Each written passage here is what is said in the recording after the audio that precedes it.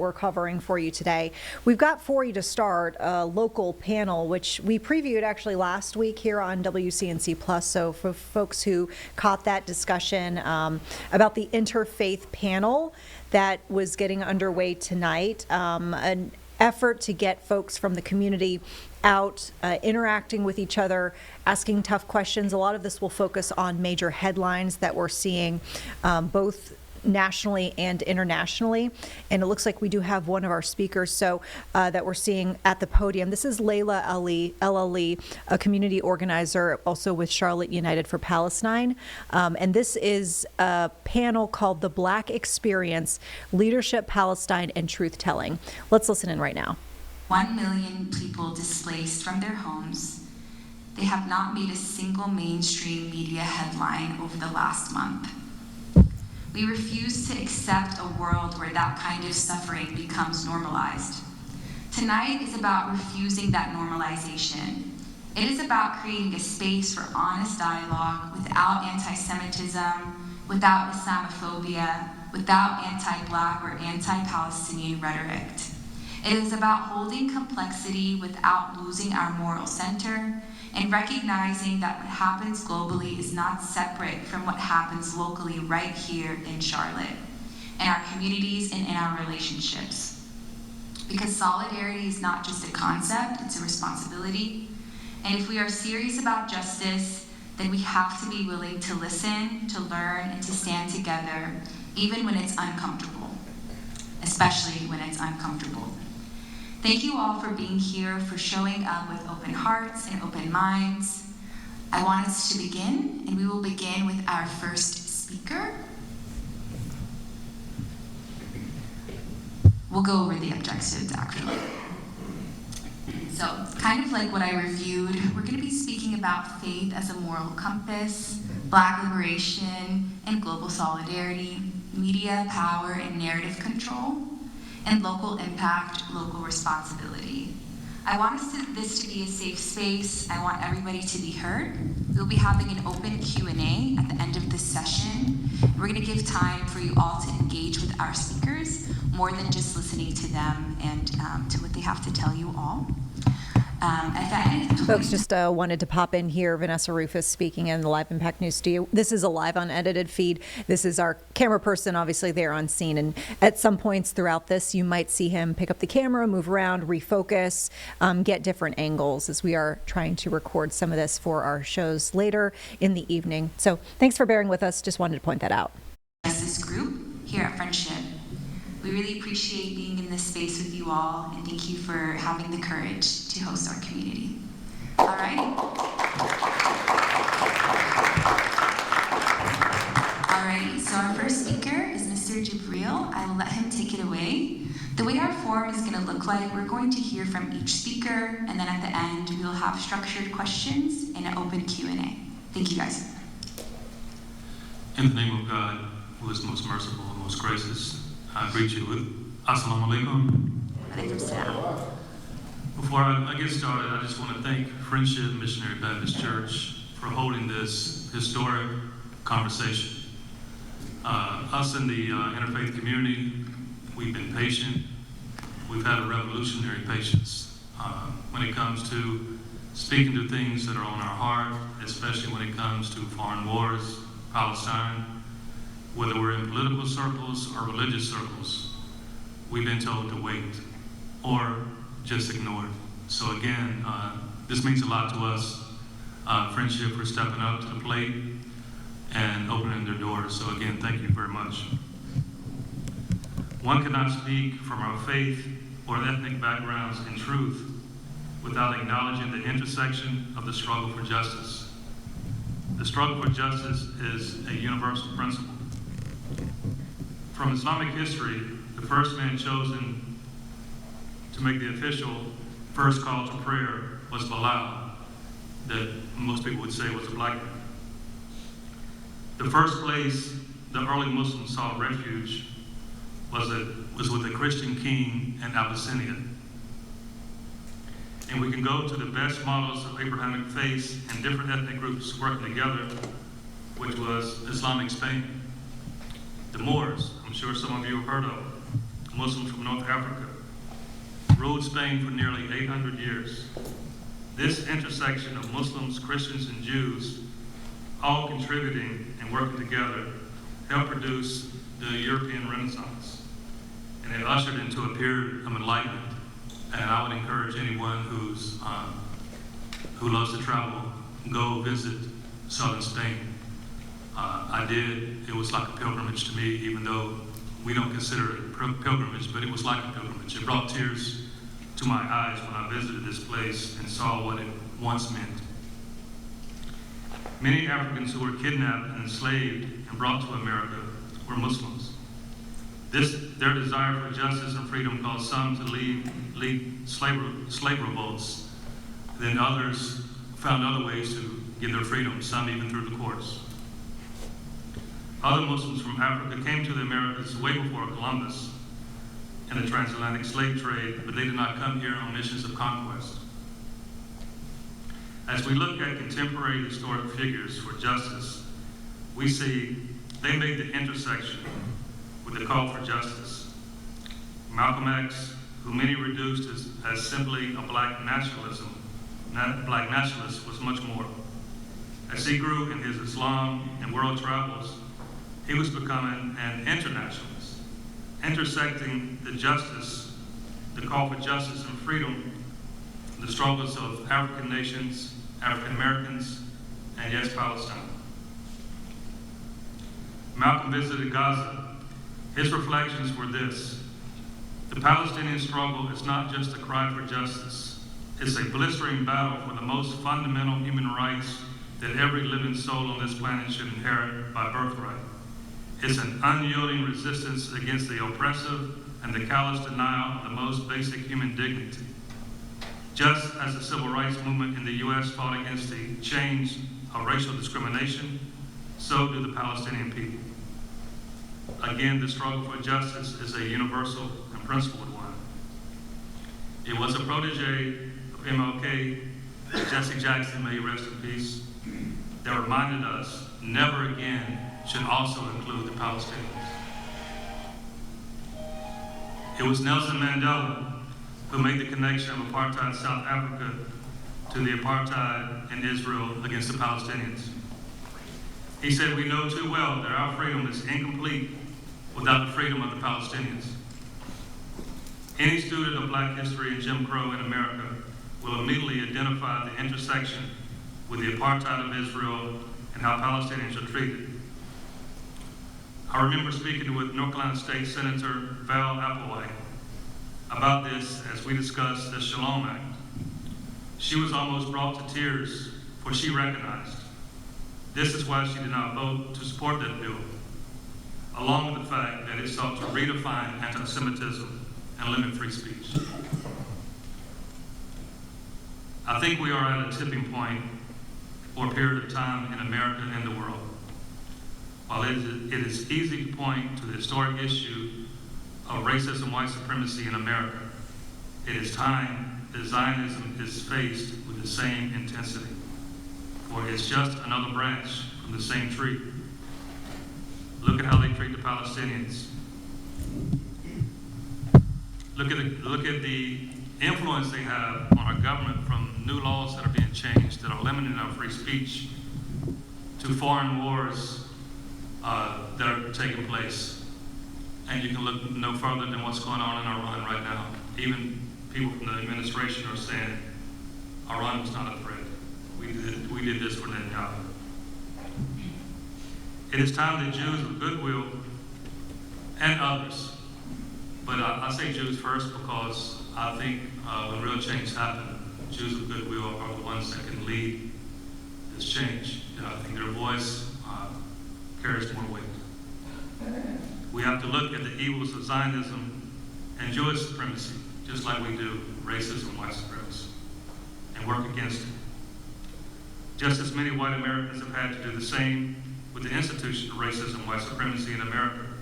Yes, this means sometimes being ridiculed and rejected by friends and family, but it's necessary in our struggle for what is just.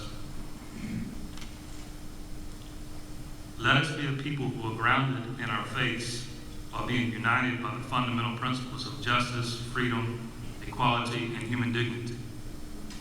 While there is an intersection and a universal and spiritual shared struggle for justice, freedom, and equality, we must guard against from ever co-opting someone else's pain and struggle for our own political agenda.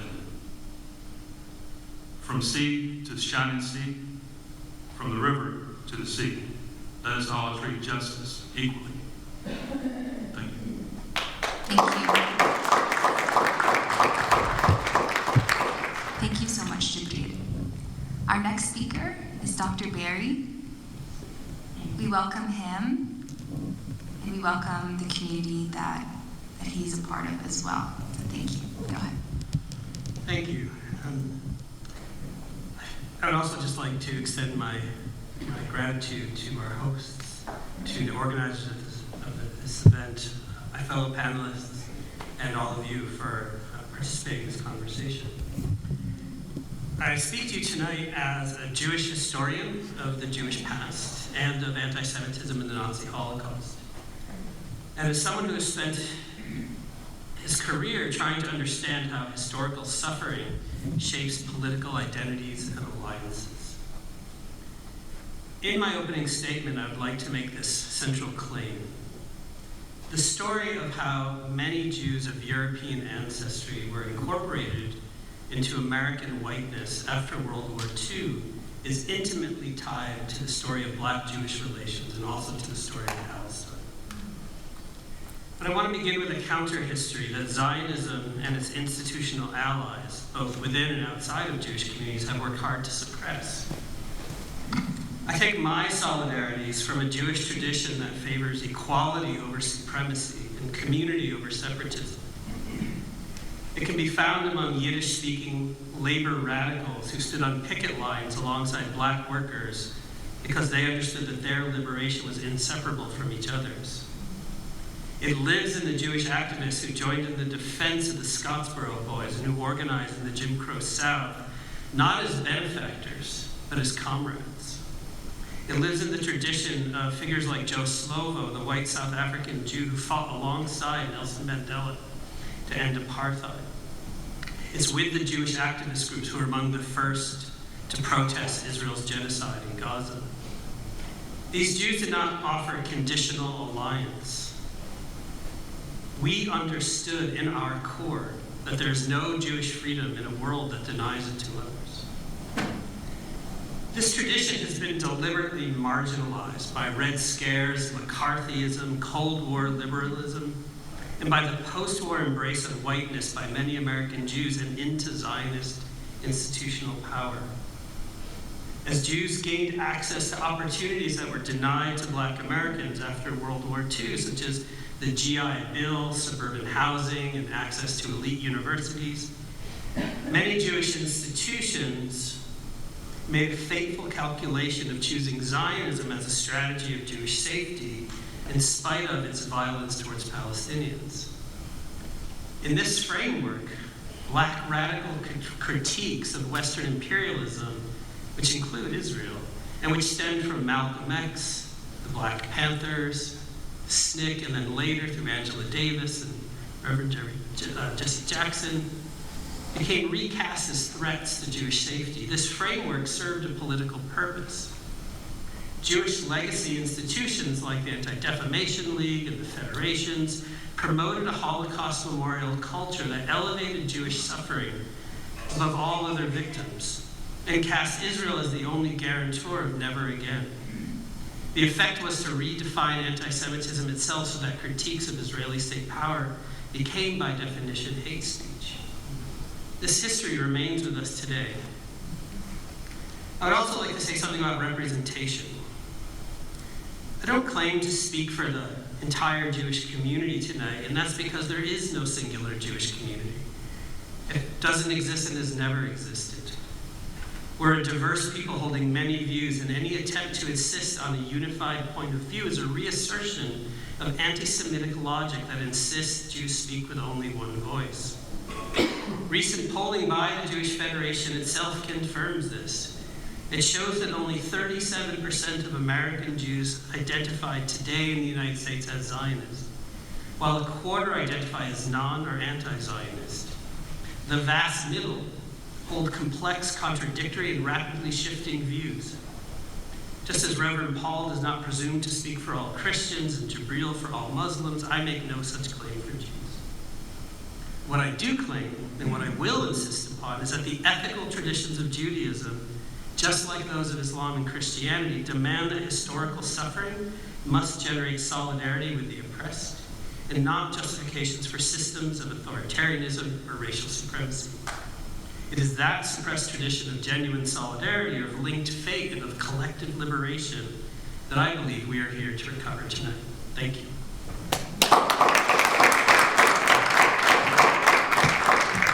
Thank you so much, Dr. Berry. Our next speaker will be Reverend Dr. Paul McAllister. Go ahead. Good evening, everyone. Good evening, everyone. Good evening. All right, that's how we do it at Friendship. All right, so I'm so happy to be here with this wonderful panel, and I'm so glad that Layla El Ali, I'm a boxer, so we used to say Ali. Tonight I want to talk about the social gospel. The social gospel is the belief that Christian ethics can and must be applied to the redemption and repair of broken systems of society. The social gospel is why I am here, not only as a member of this congregation, but why I'm here with you tonight and in solidarity with those of you who seek justice and freedom and liberty for all. The social gospel is not some distant theology or abstract moral theory. As mentioned by Walter Rauschenbusch in one of his books entitled A Theology for the Social Gospel, when Christianity is applied to societal issues such as poverty, labor exploitation, and inequality, urging people of faith to realize God's kingdom through effective human action for justice and equality, they are essentially engaged in what I would call the gospel of freedom, which is a living, breathing call of God to every unjust, violent pharaoh of society. And in so doing, we are telling them to let my people go. Its trajectory, and this is really important, extends far back in history to the likes of Reverend Ransom and Adam Clayton Powell Jr. or Sr. in New York Abyssinian Baptist Church, to Nanny Helen Burroughs, to Ida B. Wells, Mordecai Johnson, Howard Thurman, women such as Pauli Murray, who was a civil rights lawyer and an Episcopal priest, who in emphasizing reconciliation, racial justice, and the spiritual dimensions of liberation work, also spoke extensively about colonialism, anti-Black racism, and global human rights. She often linked U.S. struggles to anti-colonial movements abroad. And while she did not specifically address the question of Israel and Palestine, given her deep Christian and human rights commitments, it is inconceivable to me that she would not have approached this conflict through a lens of universal human dignity and opposition to racism and state violence. Then we have individuals like Mrs. Coretta Scott King. In 1989, she delivered a speech in California at Sinai Temple, and she urged the Jewish community to press Israel to negotiate with Palestinians for a peaceful and equitable solution, explicitly including a homeland for Palestinians. And this is what she said in making this urgent request or appeal. She said, surely, if you believe in a place for yourselves, you must believe in a place for others. She addressed the issue of othering. And part of her lifelong commitment was to combat this sense of othering, because othering really is just another expression of the absence of love and violence. And so she was well within the framework of her husband's ministry, as well as her own emotional and psychological understandings of what was needed and what is still needed today. And so when we think about those who believe and practice faith and the love of God and who believe in freedom, we know that we cannot afford to sit idly by while the world seems to be breaking apart. What's breaking the world apart is anti-black racism, as it has been said, anti-Semitism, ethno-religious bigotry, nationalistic ideologies, including Christian nationalism, some expressions of Zionism that justify harm towards the other. All of these things we are called today together in an effort to show the world and to show Charlotteans that we are committed to mending these hostilities, to finding ways to express this gospel of freedom non-violently, even as we speak truthfully, and even sometimes as we may find it expedient even to disagree, to repair and restore the world, tikkun olam. This is an understanding, an idea from our Jewish brothers and sisters who are here tonight, some of whom I'm sure are not in agreement with some of what we have already spoken, and we're glad that you're here. But we believe that repairing and restoring the world requires the kind of courage and faith and love that moves mountains, that builds bridges, that speaks and challenges offenses, that rights wrongs, that demands courageous leadership, and most of all, that revives the sense of conscience that seems to have been deadened in the lives of so many who feel that their peace and their security is all that matters. If we have faith in God, none of what I have said is optional. I want to mention something that I did not write, but it feels like I should say it very quickly. During one of my visits to Israel, as I was sailing on the Sea of Galilee with my travel colleagues and enjoying those who were living in the kibbutzim off the sea, and I said to myself, this is a wonderful way for our Jewish brothers and sisters to live and find peace and security in the midst of the storms that seem to swirl around their lives.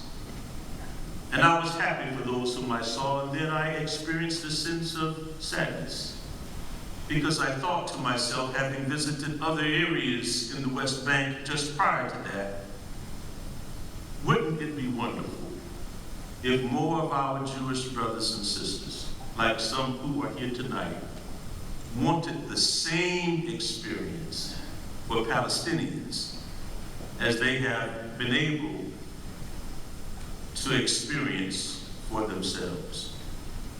When I think about this challenge, I think about Moses confronting Pharaoh. I think about Jesus, who in the 4 Gospels of the New Testament, in righteous anger, went into the temple as a Jew and confronted fellow Jews because they were exploiting at the money changers' tables those who needed to exchange their resources in order to worship. I think about the courage that Jesus had. I think about a person who I admire so deeply named Steve Biko, who challenged South African apartheid with his intellectual message of black consciousness, which grew out of the major themes of black nationalism and black power. I grew up hearing my older uncles and aunties quoting something that emerged out of the black consciousness movement in South Africa. Black is beautiful. And then there were people like James Brown, who often would encourage us to sing, say it loud, I'm black and I'm proud. Amen. Yes. We should all be proud. Yes. And the goal that we have tonight as we move along is to say, how can we work together to make each other proud? How can I share with my Jewish brothers and sisters their sense of need, of security and peace and identity and joy over Jewishness, and celebrate my Muslim brothers and sisters in the same way that I celebrate my own history? This, in summation, is what we mean tonight when we talk about the black experience. It is not about phenotype. It is not about melanin in the skin. It is about an experience that pursues harmony, justice, and peace for all. This is our history. This is our legacy. And having said that, we'll leave the rest for our Q&A. Thank you.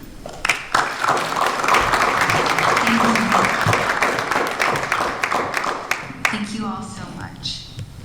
I'm going to let everybody take a minute if you would like to take a picture of this graph. It shows Arab and French, the British negotiation timeline. And it goes into great detail of some history. All right. I wanted to thank you all for taking the time to be here today. All right, folks, once again, you're watching this interfaith panel, basically talking about the impact of various current events and bringing that faith dialogue into the mix. You saw there was a Q&A session they were just about to tee up. Before we get to that, we'll take a break here on Live Impact. We'll be back in 2 minutes with more here.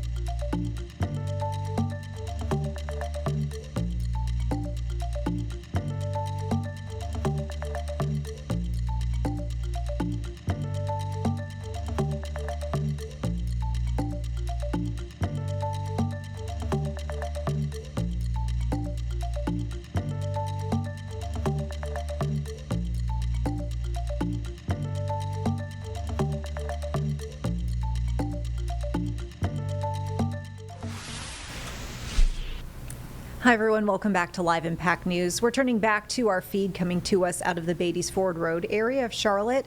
This is Friendship Missionary Baptist Church. You're about to see in our 3-box in the main box a panel that's happening, that's underway, interfaith panel, and it is centered on the impact of current events and also bringing some context to the situation. This panel is called The Black Experience, Leadership, Palestine, and Truth-Telling. We'll listen in right now. For many people living in Israel itself and also for many people living in the West Bank. So we took a taxi to one of the checkpoints, and it turns out that my student visa had expired. And the soldiers there, the Israeli soldiers, were trying to use this as a pretext for denying our whole group of 4 or 5 students entry into it. But just at that same moment, by a stroke of really terrific luck, a man named Ryland Paulson happened to drive up. Ryland Paulson was then the head of the South African consulate to Palestine. And I had met him in Ramallah in the West Bank about 6 weeks earlier, and we had a nice conversation. He recognized me from that encounter, vouched for me, and then we all piled into his car, and we ended up getting a tour of Gaza City from the head of the South African consulate to Palestine.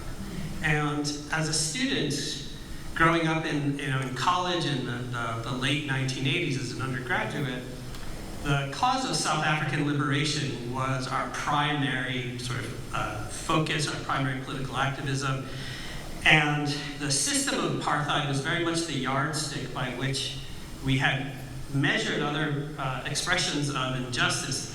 At the same time, though, I was studying the Nazi Holocaust, which was also presented as the standard bearer for mass violence, atrocity, and genocide.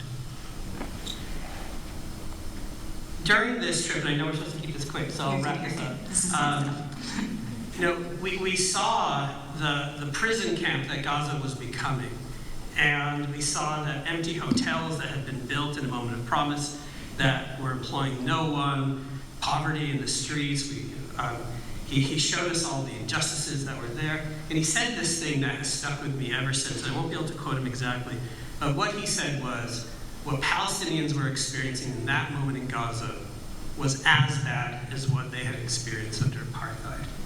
And that turned my whole sense of yardsticks and measuring and ordering atrocities and privileging one over another, really on its head. And for me, it taught me a lot about the Holocaust and the way we should be thinking about the Holocaust as not as a tragedy that should be elevated and sometimes weaponized in order to diminish other people's suffering, but as a door, as a gateway, as an opening to shed light on the injustices facing other people. So for me, that was just really one of those foundational moments that led me into Palestinian solidarity.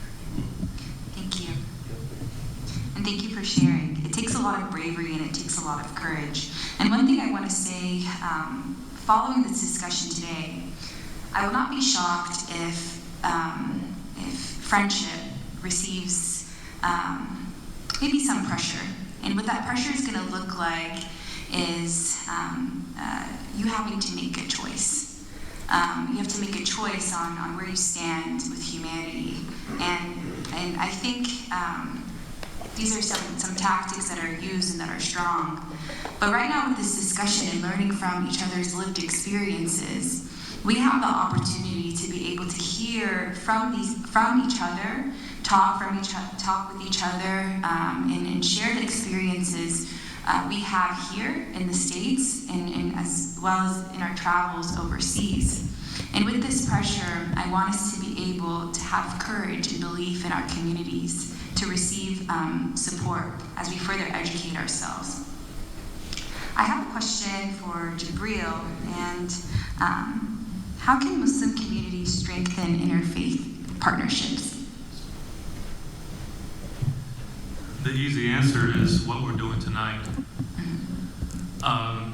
There's been many in the Muslim community, some are here tonight, that have spent money, spent time in interfaith organizations and circles, only to just show up, smile, try to hum kumbaya, but leave feeling empty, because you know there's issues that we need to discuss, and there's some issues that have been sanctioned for 30, 40 years that some of these groups will address.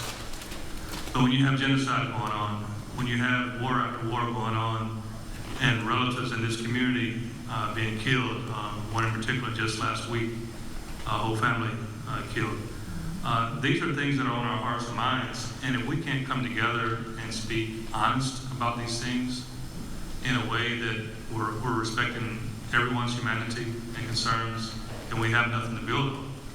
But if we can come together like we are here tonight, being honest and open and respectful of all people, we have something to build on, and that's the future of our interfaith community, our Abrahamic faith, and it would also inspire more the Muslim community to come out and say, well, they really do care. Mm-hmm. Yes, thank you. Dr. Paul, I have a question for you. How can faith communities today more effectively turn shared spiritual values into tangible action for justice? Repeat the last part, Leila.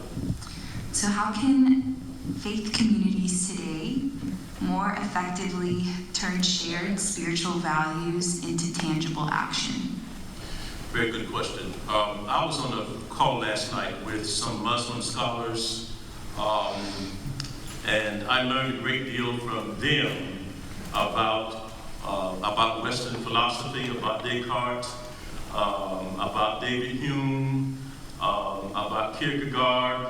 I think we have to abandon some of our preconceived ideas that we are more intelligent, brighter, have more knowledge, more sophistication than some of our Muslim brothers and sisters. They have a lot to teach us. And many of our ideas that we're so proud of that come from the Western world actually did not originate in the Western world. They originated with our Muslim brothers and sisters east of the Western world. So that's one of the things that we can do. We can learn to appreciate the fact that we don't know everything, and that many of the things that we have been taught were taught from a standpoint of limitation, perhaps not necessarily from the standpoint of ill intent, but certainly a lack of knowledge. And it's up to us to pursue the opportunities in order to acquire a deeper level of appreciation and understanding, so we can understand truly this world is singular, it is not plural. We talk about pluralism and we embrace it, but at the end of the day, we have to live and function together. I wish I could say that more eloquently, but that's the best way we can say it tonight. Thank you. Thank you all. We're going to open up now for the Q&A. Let's take 2 people at a time to come. All right, and folks, before we get to the next portion here of this question and answer session, we'll take a break. We'll be back in 2 minutes with more from this panel.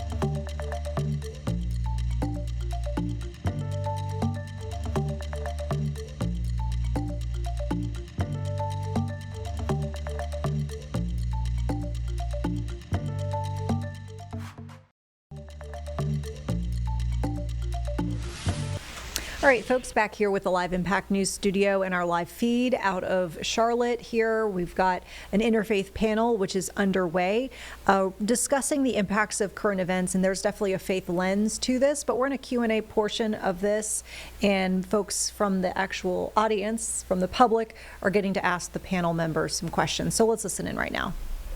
Justify as an act of self-defense, where both Nazi Germany and Israel and many other states say they're doing this because they feel that the group they're attacking represents an existential threat to themselves, so they're going to act either in retaliation or in a premature strike to protect the nation that they feel they're responsible for.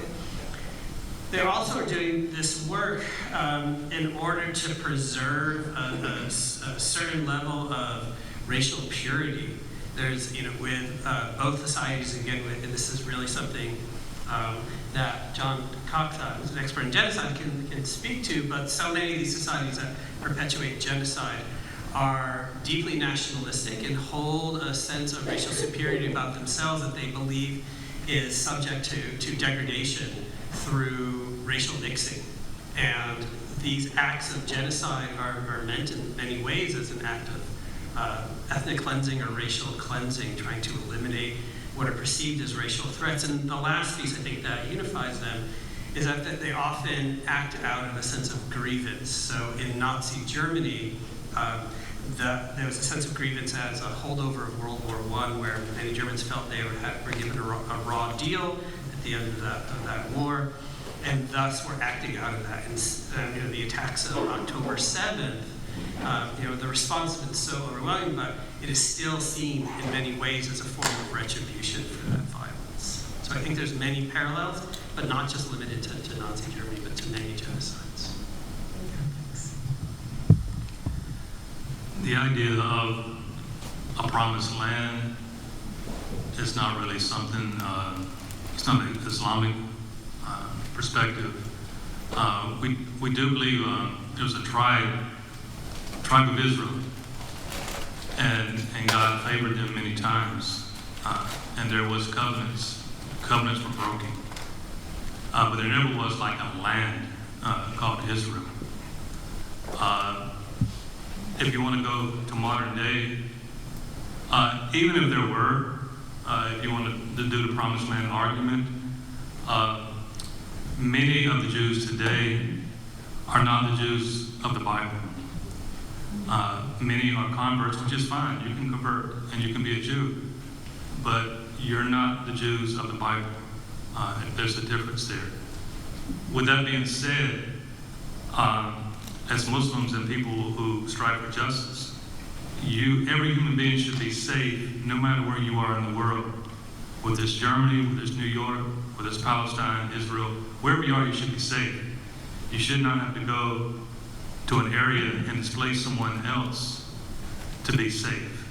To me, that is anti-Semitic or whatever we're going to call it. That is the fact that you think that person can't be safe unless they go somewhere else and displace them. That is not a good idea. It's not a just idea. That person should be safe. You should be safe wherever you are in this world. You shouldn't have to go anywhere else. Alrighty, we'll take 2 more questions. Okay, come on up. Hello, thank you for hosting this event. And I want to just point out a couple of things when we use the term Zionist, that there are many different types of Zionists in the world. Examples: Jewish Zionists, Christian Zionists, Muslim Zionists, white, black, Indian, Asian. So I think if we characterize a group of people, we need to understand the scope of the characterization, that it's not restricted to one specific group of people. We have a short time, so I'll keep it short. I was interested to hear your opinions about the many Arab, Muslim, and specifically Palestinian voices whose opinions and interpretation of events contradict what we've heard here from you tonight. And I have numerous examples, but I'll just share one with you. Bassem E. is a Palestinian journalist. I followed him for several years. Peace activist, human rights advocate. He grew up in UNRWA camp, refugee camp. He started an organization of his own that looks at violation of human rights by the Palestinian Authority. And he sent several articles, and one of the articles he wrote, which was several years ago, was Israel is not an apartheid state. And I would state that the experience you shared about being on the Sea of Galilee and enjoying your experience does not reflect an apartheid environment in Israel. And my second comment is, one of his other articles was, we Palestinians hold the key to a better future. And I think if you look historically at how the status and the future of the Palestinian community has been manipulated by other people in the areas around Israel, wars in 1948, 67, 73, their voice was not being heard.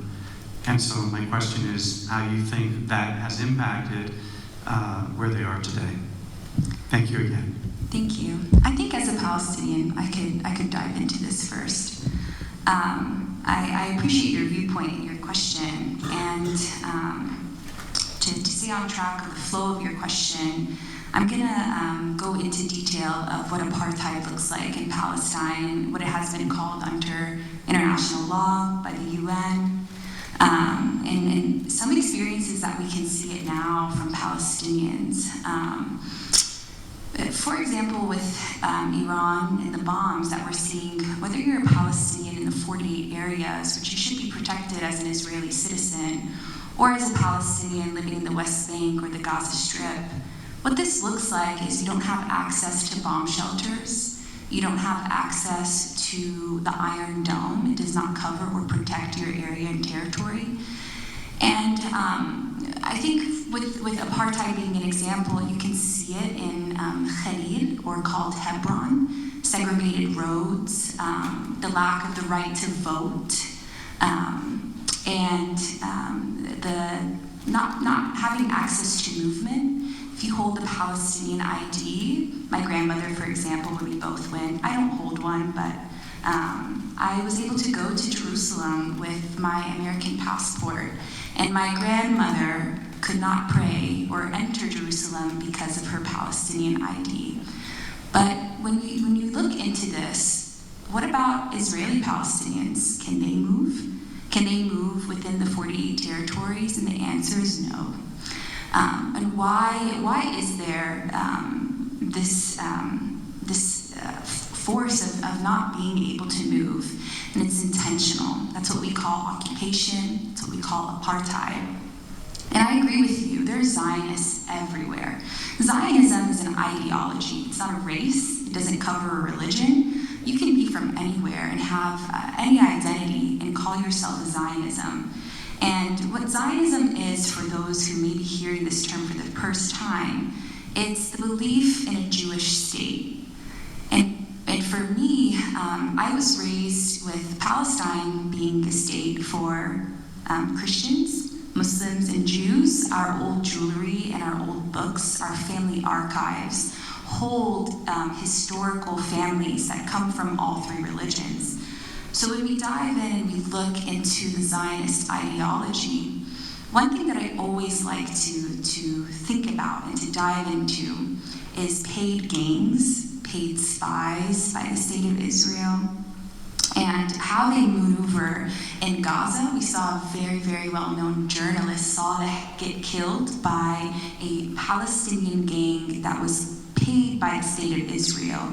And when you have limited access to movement, limited access to food, limited access to water, you need to survive. And unfortunately, we see the change in our own people. We see it with our Palestinian Authority, and we see it within our communities, how people move when they are trying to live and what that looks like.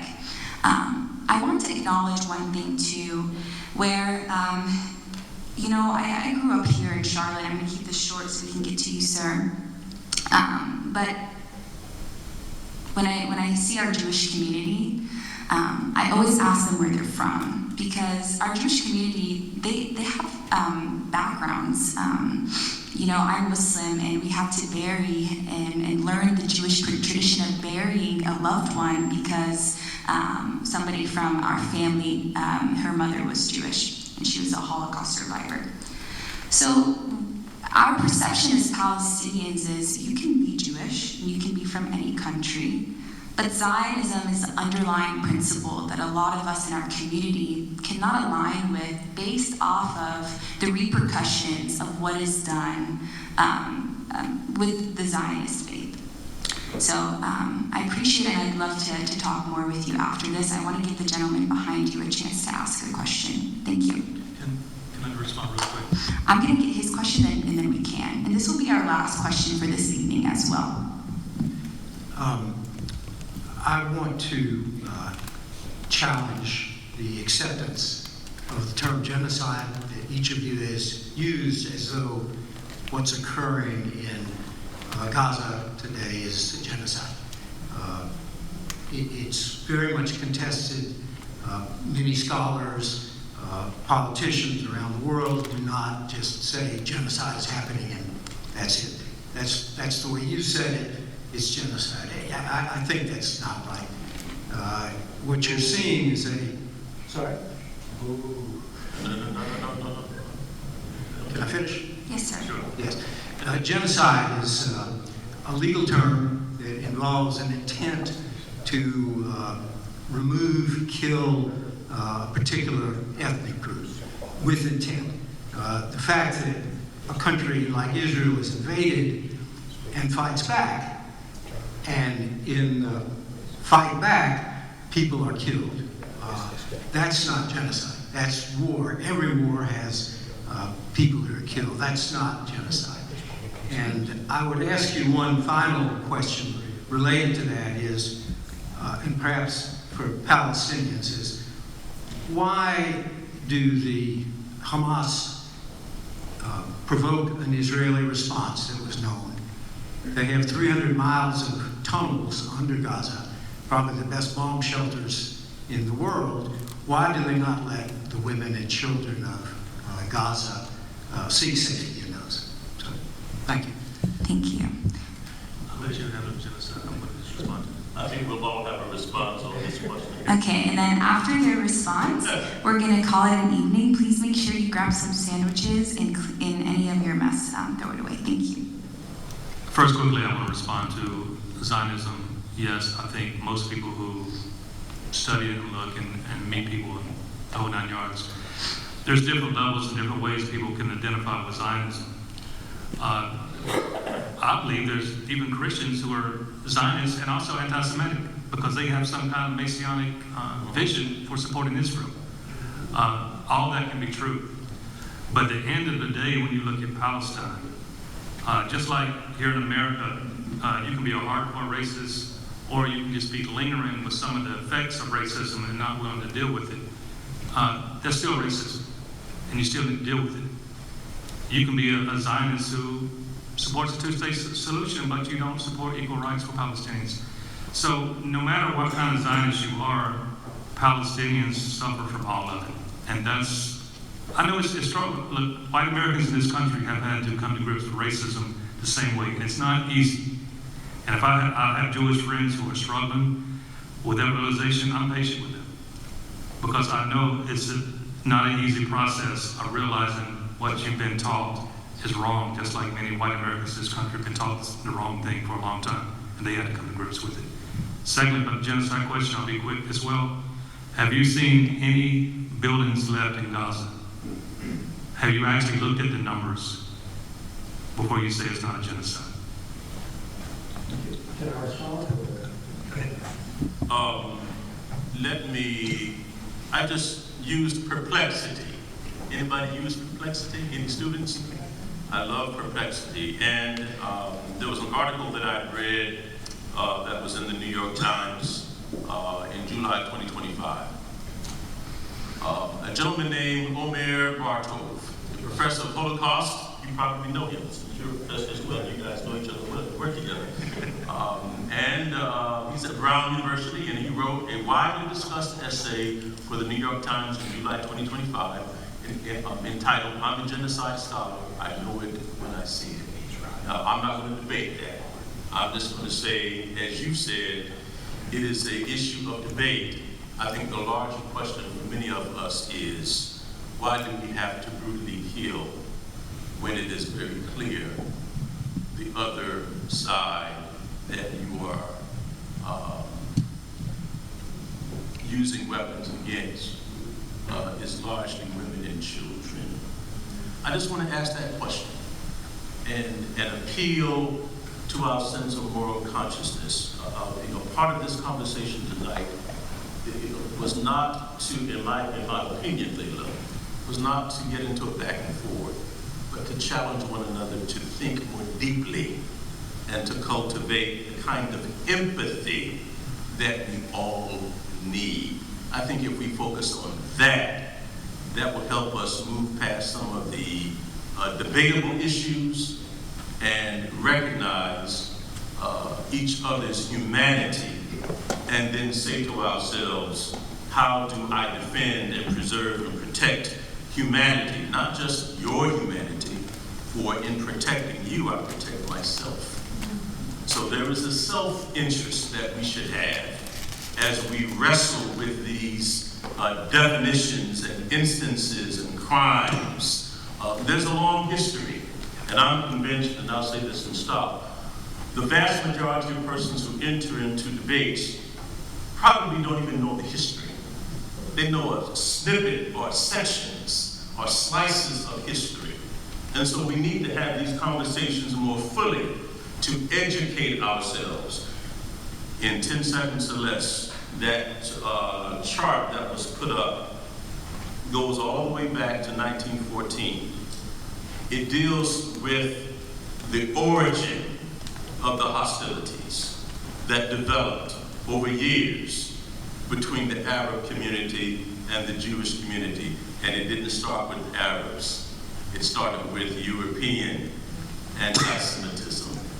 And that led to crises after crises after crises. So sometimes if you want to deal with an issue, we've got to go down to the root and learn where these things come from so we don't end up in these frivolous and long-winded debates that actually don't achieve the outcomes that we should be pursuing. I'll keep this response very quick. Just as we recognize that Holocaust denial is still very real in our world and is an expression of anti-Semitism, denial of the Palestinian genocide is a manifestation of anti-Palestinian racism. The record is very, very clear, and as John Cox, myself, Victoria Sanford wrote in a legal brief back in late October, early November 2023, and as I testified in federal court against the Biden administration in January of 24, and as thousands of scholars of genocide, the major scholarly organizations of genocide, as many UN bodies and international courts have said, the case for genocide is very, very strong. The reason why the legal definition under the 1948 Convention of Genocide was constructed in the way that it was to really protect the Western powers and the Western states. This question of intent was put in place deliberately. You can read the conversations, the debates I have from that time period. It was put in such a way as to make the standards so high that it would protect the political interests of the major powers. But like we know when we see racism, we know it when we see it. We know genocide when we see it. And so there's no question. And to raise that type of challenge, I think we need to name it for what it is, just as we would name Holocaust denial for what it is. Thank you. Yeah. Thank you so much.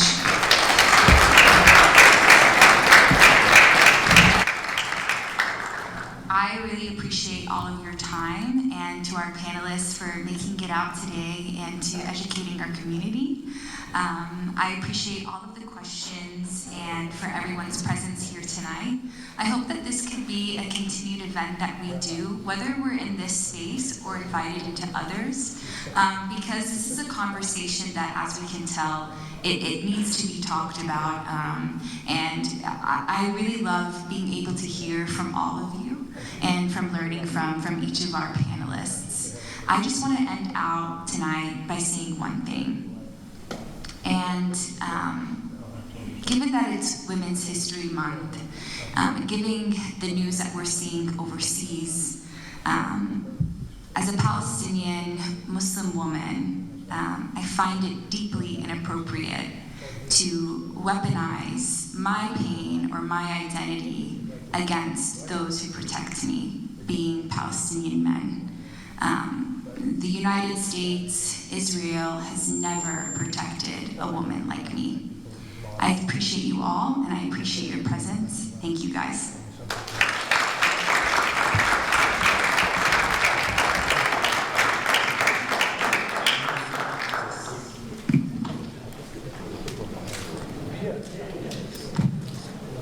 All right, and it looks like this event is now wrapping up. Once again, that was in the Beatties Ford Road area, Friendship Missionary Baptist Church. And we'll have much more for you on this event tonight at 11 on our newscast, because there was a portion that we weren't able to carry for you in the beginning just because we weren't streaming at that time because it started at 6:30. So